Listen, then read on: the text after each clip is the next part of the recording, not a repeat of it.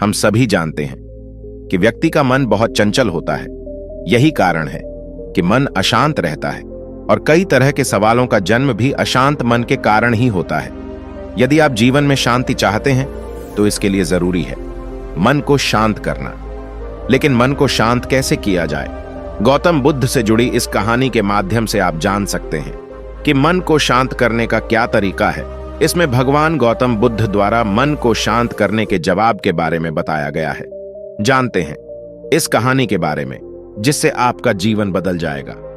एक बार एक लड़का गौतम बुद्ध के पास जाकर कहता है, मेरे जीवन में बहुत अशांति है, कृपा करके आप मेरा मार्गदर्शन कीजिए जिससे कि मैं इस अशांति से छुटकारा पा सकूं। गौतम बुद्ध लड़के से जीवन की अशांति का कारण पूछते हैं। लड़का उत्तर देता है, अत्यधिक विचारों के कारण मेरे भीतर बहुत सारे विचार आते हैं जिससे मेरा मन अशांत रहता है। बुद्ध मुस्कुराते हुए कहते हैं, ऊपर आकाश की ओर देखो और बताओ कि तुम्हें सूर्य दिख रहा है। लड़का ऊपर देखता है और कहता है, धूप दिख रहा है। बुद्ध उससे पूछते हैं कि अगर तुम लगातार धूप में खड़े रहोगे तब क्या होगा? वह कहता है, मुझे अत्यधिक गर्मी लगेगी और शरीर में बेचैनी होगी। बुद्ध लड़के से कहते हैं कि अगर धूप में खड़े रहने से तुम्हें गर्मी लगती है तो इसमें दोष किसका है, सूर्य के ताप का या तुम्हारा?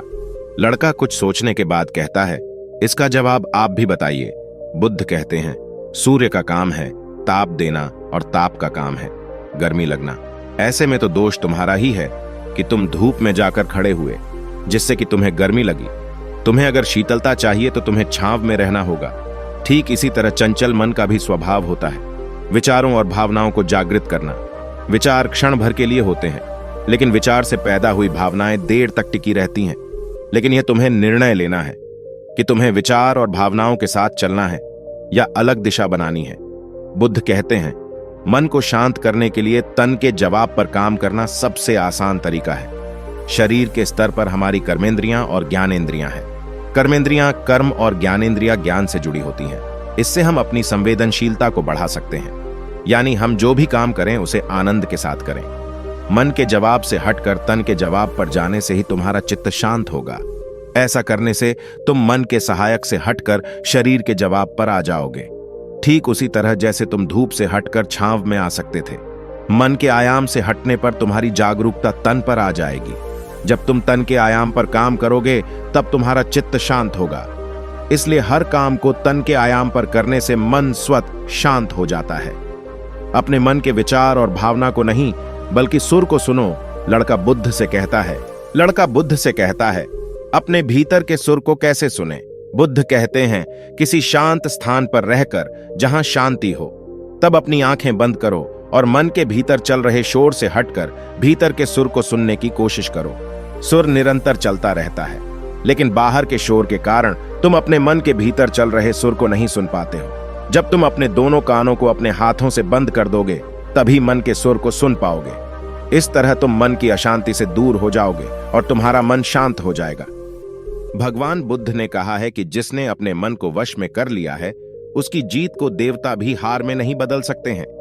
अर्थात मन को वश में करने का नाम ही आत्मसंयम है, जिसका अर्थ है अपने आप को वश में करना, अर्थात मन वचन और कर्म पर अधिकार प्राप्त करना, ताकि शरीर से कोई अशुभ कार्य न होने पाए, जिससे कोई अपशब्द न निकले और मन में कभी अशुभ विचार न उठने पाए। यदि मनुष्य अपनी इंद्रियों का प्रयोग उचित ढंग से करता है तो ही वह मनुष्य कहलाने का अधिकार रखता है। यदि उसका अपने मन पर अधिकार नहीं है, उचित और अनुचित का ज्ञान नहीं है, तो वह मनुष्य के पद से गिरकर अन्य योनियों में गिने जाने योग्य हो सकता है। भगवान बुद्ध ने कहा है कि जिसने अपने मन को वश में कर लिया है उसकी जीत को देवता भी हार में नहीं बदल सकते हैं। अर्थात मन को वश में करने का नाम ही आत्मसंयम है, जिसका अर्थ है अपने आप को वश में करना, अर्थात मन वचन और कर्म पर अधिकार प्राप्त करना, ताकि शरीर से कोई अशुभ कार्य न होने पाए, जिससे कोई अपशब्द न निकले और मन में कभी अशुभ विचार न उठने पाए। यदि मनुष्य अपनी इंद्रियों का प्रयोग उचित ढंग से करता है तो ही वह मनुष्य कहलाने का अधिकार रखता है।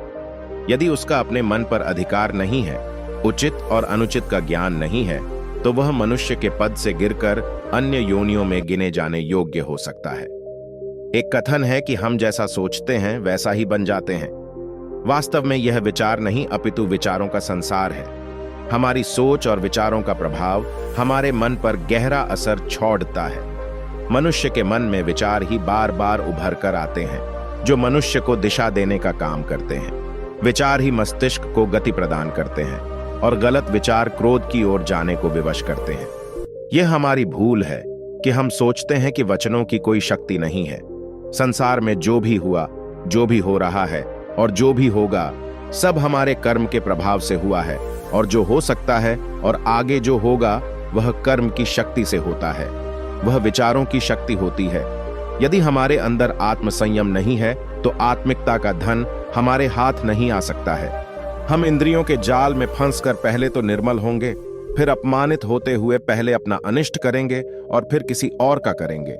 यह सच है कि जो लोग दूसरों के लिए सोचते हैं उनका मन विश्वासपूर्ण विचारों का स्रोत है।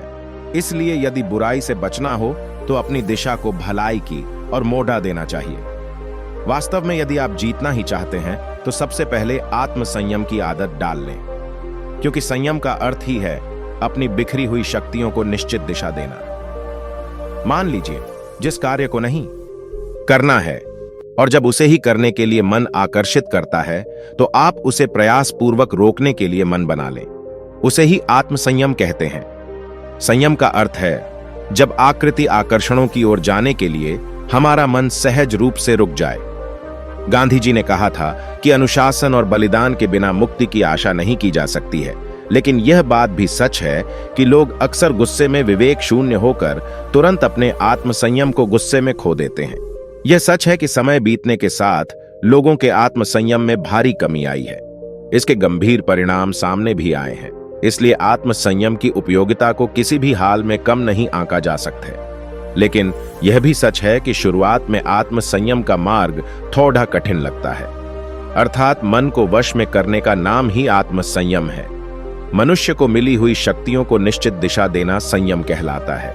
यदि आपने अब तक पूरी कहानी को सुना है तो मैं आपसे एक छोटा सा निवेदन करूंगा।